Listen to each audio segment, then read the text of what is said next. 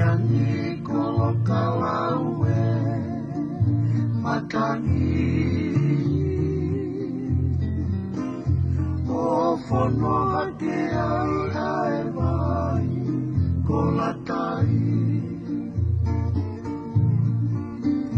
Peralote ai ae tala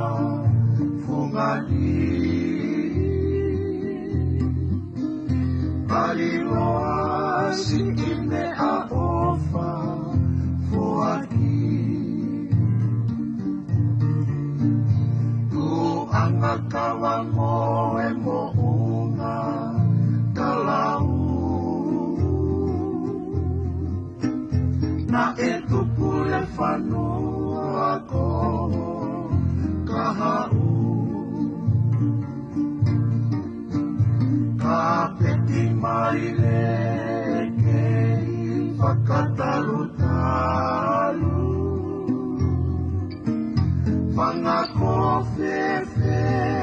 koe toka manatu To oki holoto Eko ngai tokoni